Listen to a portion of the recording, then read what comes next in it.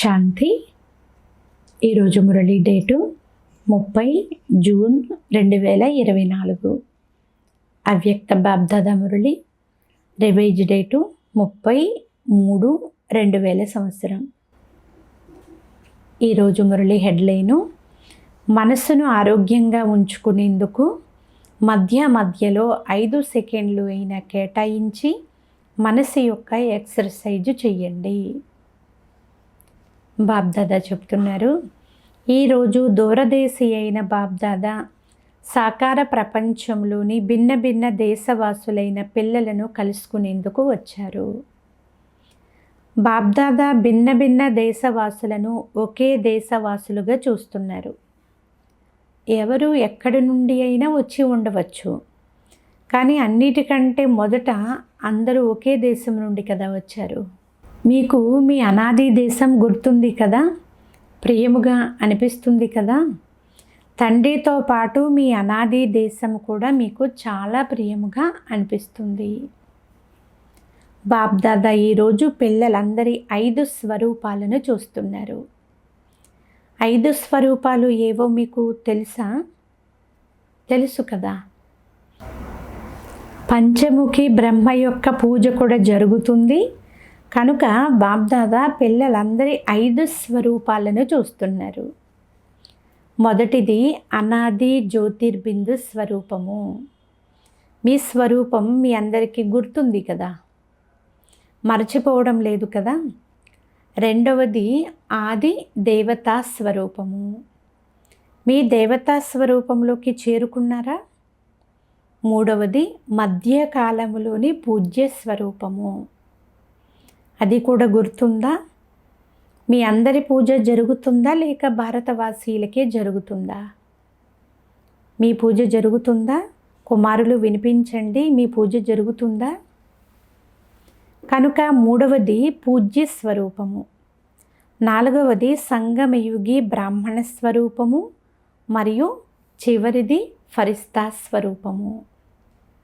మరి 5 స్వరూపాలు స్మృతిలోకి వచ్చాయా? మంచిది. 1 సెకండ్లో ఈ 5 రూపాలలో స్వయాన్ని అనుభవం చేయగలరా? 1, 2, 3, 4, 5 మరి చేయగలరా? ఈ 5 స్వరూపాలు ఎంత ప్రియమైనవి. ఎప్పుడు కావాలంటే అప్పుడు ఏ రూపంలో స్థితం అవ్వాలనుకుంటారో ఆ రూపం గురించి ఆలోచించిన వెంటనే అనుభవం అయిపోవాలి. ఇదే మనస్సు యొక్క ఆత్మిక ఎక్సర్సైజ్. ఈ రోజుల్లో అందరూ ఏం చేస్తారు? ఎక్సర్సైజ్ చేస్తారు కదా. ఉదాహరణకు ఆదిలో కూడా మీ ప్రపంచంలో అంటే సత్యయుగంలో న్యాచురల్గా నడుస్తూ తిరుగుతూ ఎక్సర్సైజ్ చేసేవారు. అక్కడ 1, 2, 3 అని నిలబడి ఎక్సర్సైజ్ చేసేదైతే ఉండదు. ఇప్పుడు అంతిమంలో కూడా బాబ్దాదా మనసు యొక్క ఎక్సర్సైజ్ చేయిస్తారు. స్థూలమైన ఎక్సర్సైజ్ ద్వారా శరీరం ఆరోగ్యంగా ఉంటుంది. అలాగే నడుస్తూ తిరుగుతూ మనస్సుతో ఈ ఆత్మిక ఎక్సర్సైజ్ కూడా చేస్తూ ఉండండి. దీని కొరకు సమయం ఏమీ అవసరం లేదు. ఎప్పుడైనా సరే 5 సెకండ్లు అయితే తీయగలరు కదా, లేక తీయలేరా? 5 సెకండ్లు కూడా తీయలేనంత బిజీగా ఉండేవారు ఎవరైనా ఉన్నారా అని బాబ్దాదా అడుగుతున్నారు. ఎవరైనా ఉంటే చేతులు ఎత్తండి. 5 సెకండ్లు కూడా మాకు తీరిక లేదు అని అనేవాళ్ళు చేతులు ఎత్తండి. తర్వాత ఏం చెయ్యాలి? సమయం లభించడం లేదు అని అనరు కదా, ఇలాగైతే చెప్పరు కదా. సమయం లభిస్తుందా? అయితే ఈ ఎక్సర్సైజు మధ్యలో చెయ్యండి. ఏ కార్యం చేస్తున్నా 5 సెకండ్లు ఈ మనసా ఎక్సర్సైజు చెయ్యండి. అప్పుడు మనసు సదా ఆరోగ్యంగా ఉంటుంది, సరిగ్గా ఉంటుంది అని బాబ్దాదా అంటున్నారు. ప్రతి గంటలు ఈ 5 సెకండ్ల ఎక్సర్సైజు చెయ్యండి. చేయగలరా? అందరూ అవుతుంది అని చెప్తున్నారు. గుర్తుంచుకోండి, ఓం శాంతి భవనంలో చెప్పాము అనేది గుర్తుంచుకోండి, మర్చిపోకండి. మనసు గురించి రకరకాల ఫిర్యాదులు ఉన్నాయి కదా. ఏం చెయ్యాలి? మనసు స్థిరంగా ఉండడం లేదు, మనసు మణ్ణుగా, మణ్ అంటే 40 కిలోలంతా భారముగా చేసేసుకుంటున్నారు. భారముగా చేసుకుంటున్నారు కదా. పూర్వకాలంలో పావు, సేరు, మణ్ ఉండేవి. ఇప్పుడైతే అవి కూడా మారిపోయాయి. కనుక మనసును మణ్గా అనగా బరువుగా చేసేసుకుంటారు. అయితే ఈ ఎక్సర్సైజ్ చేస్తూ ఉంటే పూర్తిగా తేలికగా అయిపోతారు. అభ్యాసం అయిపోతుంది.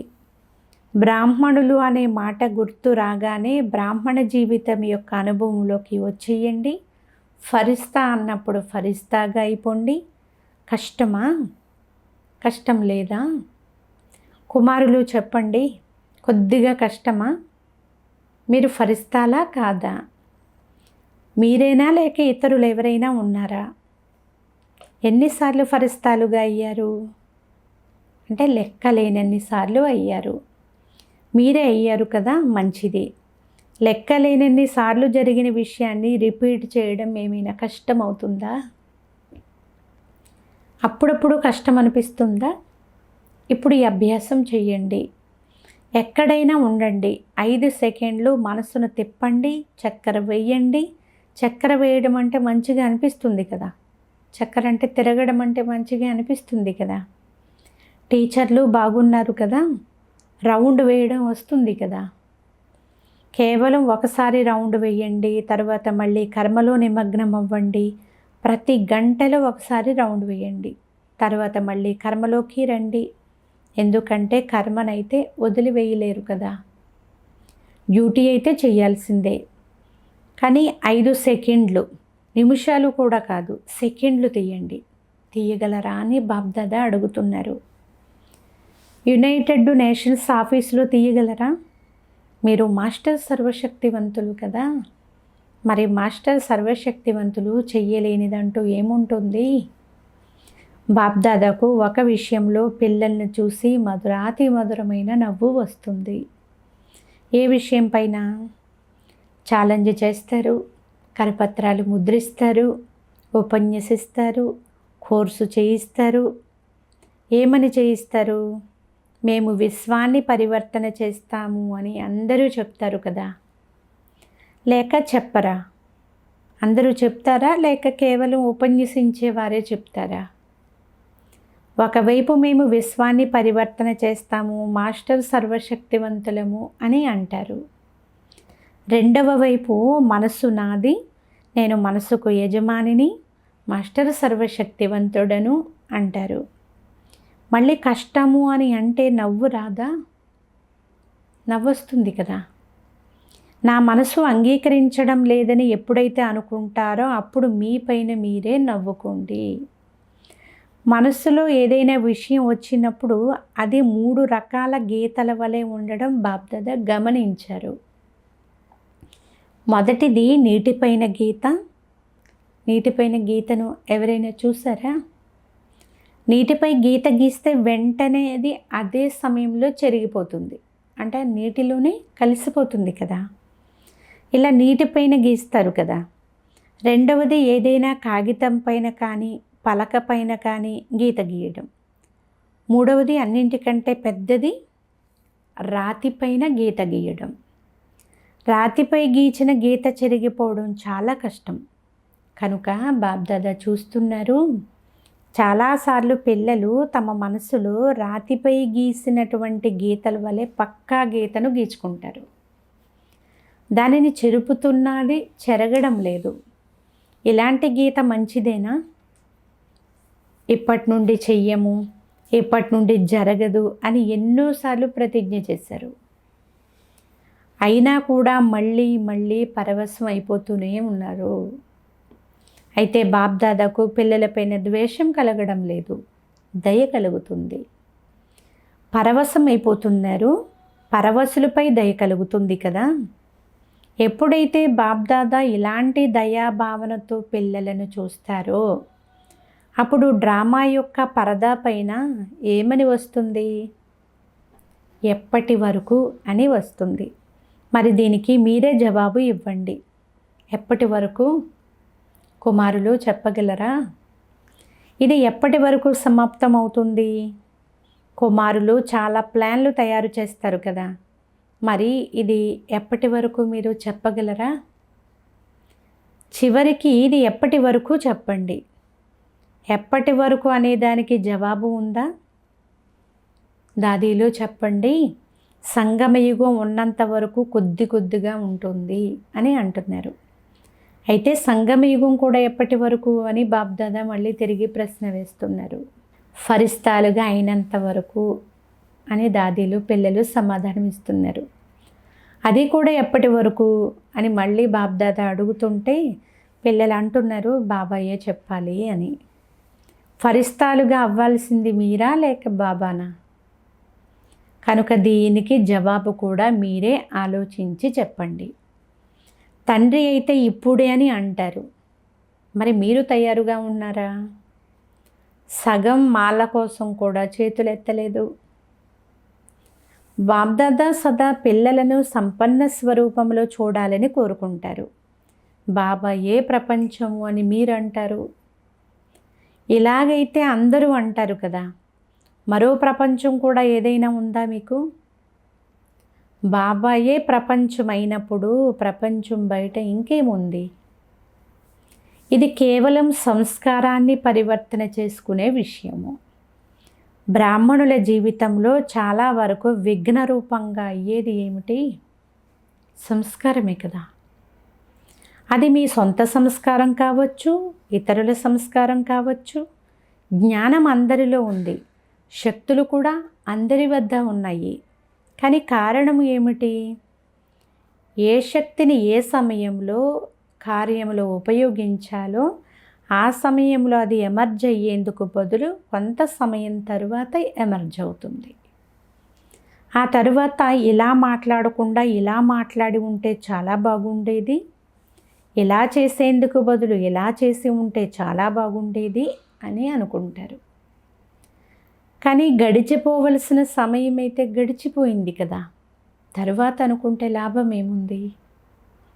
ఇది సహన శక్తి, ఇది నిర్ణయ శక్తి, వీటిని ఇలా ఉపయోగించాలి అనే శక్తుల గురించి మీరు ఆలోచిస్తూ ఉంటారు కదా. కేవలం కొంత సమయం యొక్క తేడా వచ్చేస్తుంది. ఇక రెండవ విషయం ఏం జరుగుతుంది? ఒకసారి సమయానికి ఆ శక్తి కార్యంలోకి రాలేదు, తర్వాత ఇలా చేయకుండా ఇలా చేసి ఉండాల్సింది అని అనుభూతి కూడా చేస్తారు.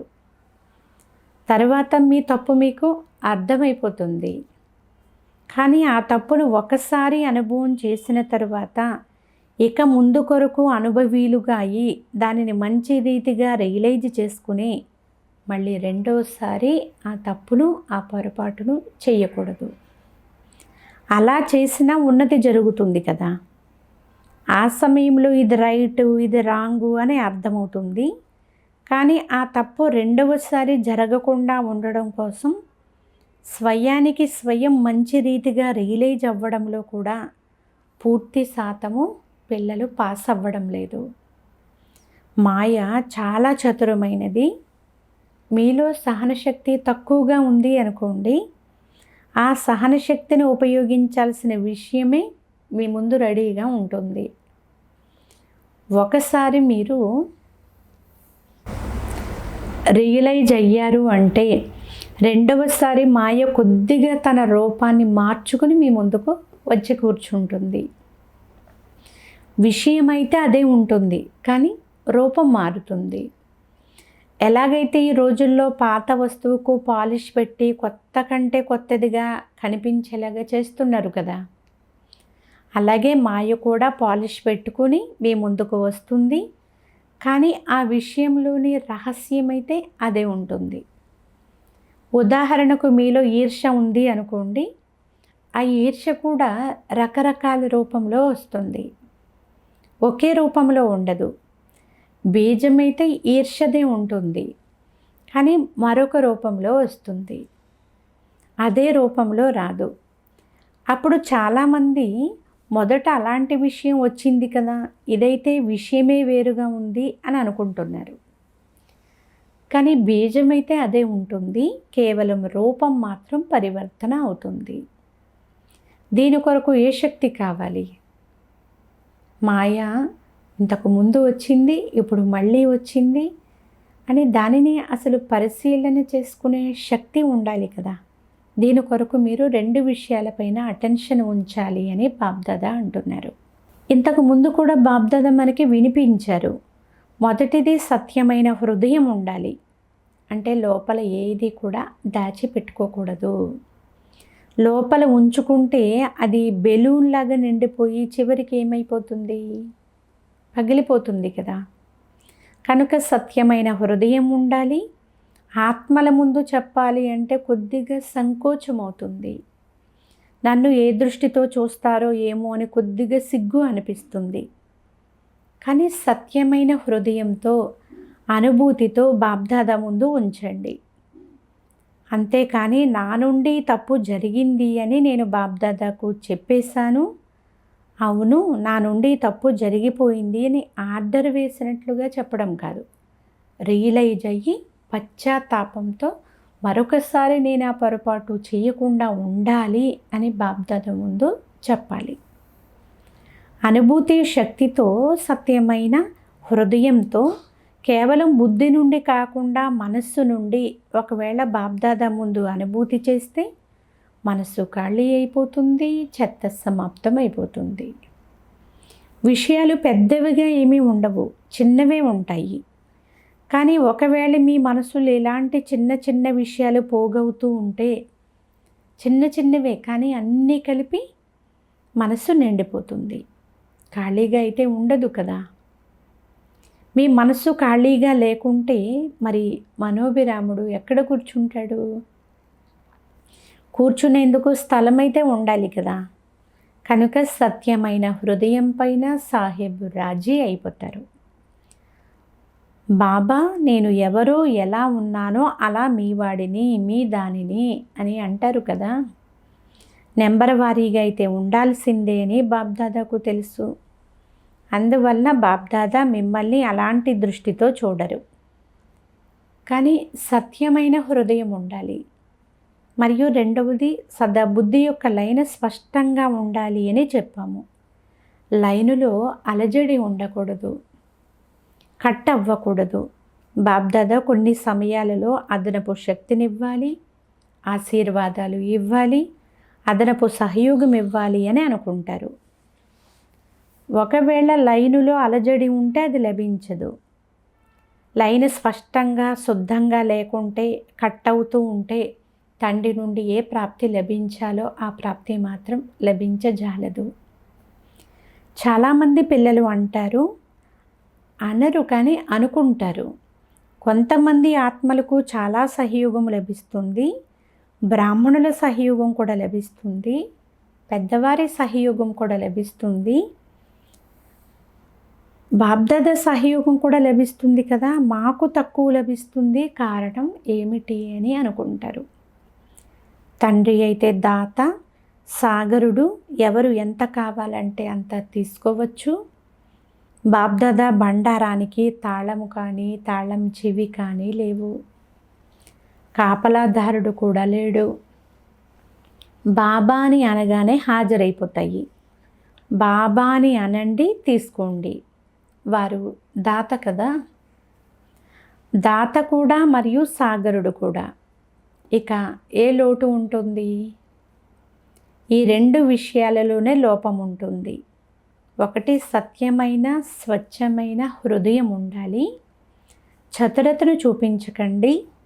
కానీ పిల్లలు చాలా చతురతను చూపిస్తూ ఉంటారు, రకరకాల చతురతను చూపిస్తారు. కనుక సత్యమైన హృదయం ఉండాలి. రెండవది బుద్ధి యొక్క లైను స్పష్టంగా శుద్ధంగా ఉందా అని చెక్ చేసుకోవాలి.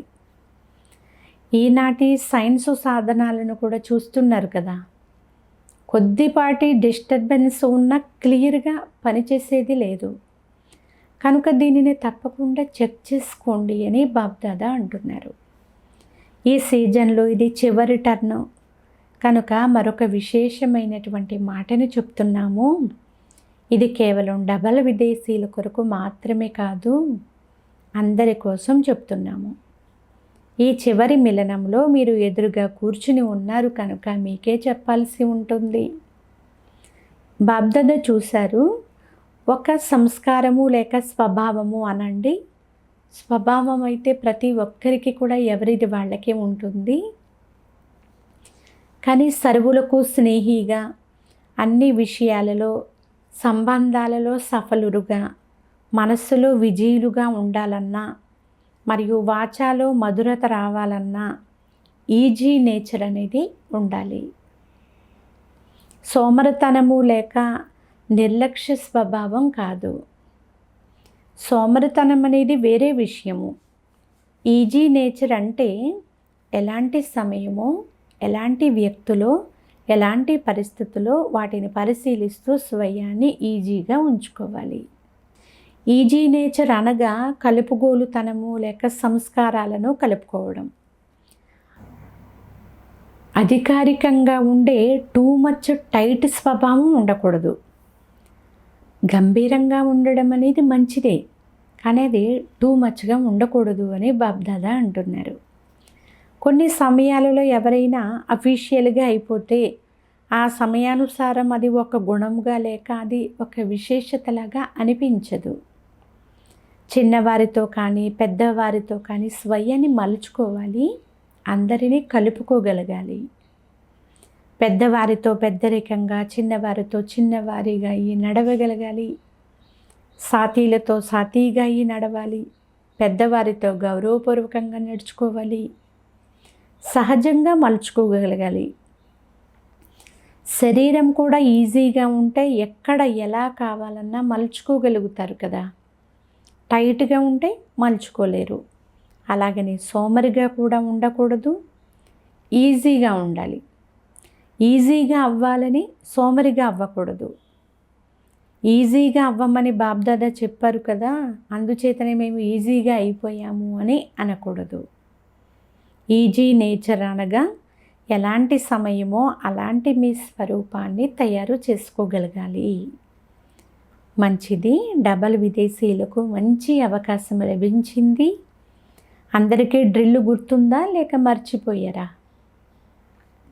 ఇప్పుడిప్పుడే అందరూ ఈ డ్రిల్లు చేయండి, చక్కెర వేయండి. మంచిది.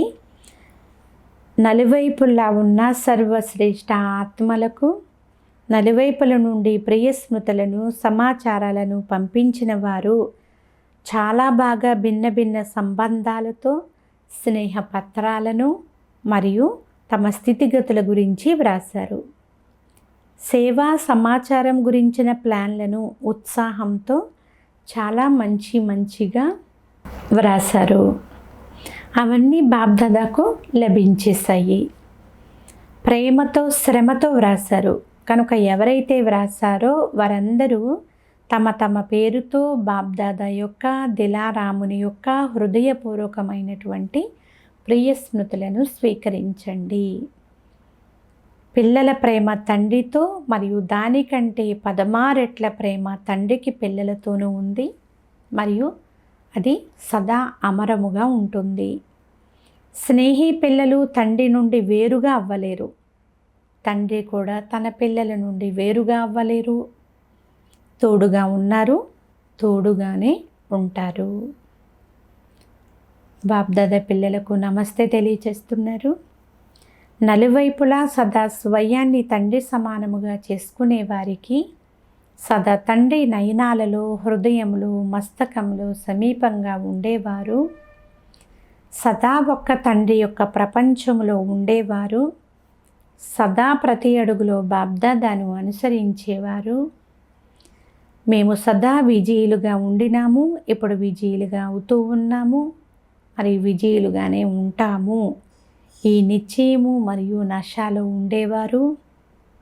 ఇలాంటి అతి శ్రేష్టమైన అపురూపమైన పిల్లలు, ప్రియాతి ప్రియమైన పిల్లలందరికీ బాబ్దాదా యొక్క ప్రియ స్మృతులు మరియు నమస్తే. మధురాతి మధురమైన ఆత్మీయ తండ్రికి ఆత్మీయ పిల్లల యొక్క ప్రియ స్మృతులు. గుడ్ మార్నింగ్ మరియు నమస్తే నమస్తే నమస్తే. ఈరోజు వరదానము: ప్రతి సెకండు ప్రతి సంకల్పం యొక్క గొప్పతనాన్ని తెలుసుకుని జమా ఖాతాను నిండుగా చేసుకునే సమర్థ ఆత్మ భవ. సంగమ యుగములో అవినాశి తండ్రి ద్వారా ప్రతి సమయము కూడా అవినాశి ప్రాప్తులు లభిస్తూనే ఉంటాయి. పూర్తి కల్పం అంతటిలో ఇలాంటి భాగ్యాన్ని ప్రాప్తి చేసుకునే సమయమైతే ఈ సంగమ యుగం ఒక్కటే. అందుకే మీ స్లోగన్ కూడా ఉంది కదా, ఇప్పుడు లేకున్నా మరెప్పుడు లేదు. ఏ శ్రేష్ఠ కార్యం చెయ్యాలన్నా అది ఇప్పుడే చెయ్యాలి. ఈ స్మృతి ఉంటే ఎప్పుడూ సమయాన్ని, సంకల్పాలను లేక కర్మలను వ్యర్థంగా పోగొట్టుకోరు. సమర్థ సంకల్పాల ద్వారా జమా ఖాతా నిండుగా అయిపోతుంది. అంతేకాక ఆత్మ కూడా సమర్థముగా అయిపోతుంది. స్లోగన్: ప్రతి మాట, ప్రతి కర్మ యొక్క అలౌకికతయే పవిత్రత. సాధారణతను అలౌకికతలోనికి పరివర్తన చేసుకోండి. అచ్చా. ఓం శాంతి.